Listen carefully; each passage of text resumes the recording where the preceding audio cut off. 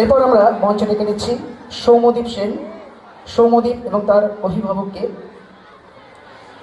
সৌম্যদীপের হাতে বিদ্যালয়ের পক্ষ থেকে পুষ্পস্তবক এবং শুভেচ্ছা জ্ঞাপক উপহার তুলে দেবেন এডিআই অফিসের সম্মানীয় স্টাফ সায়ন মজুমদার মহাশয়।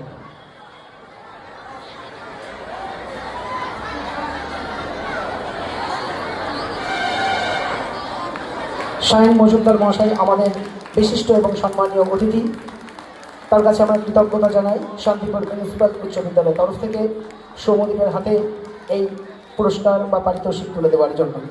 অনেক ধন্যবাদ মাননীয় সায়ন মজুমদার মহাশয়কে। আমরা মঞ্চে আহ্বান করছি 2025 শিক্ষাবর্ষে উচ্চ মাধ্যমিক পরীক্ষায় তৃতীয় স্থানাধিকারী ছাত্র দেবার্ঘ ভট্ট।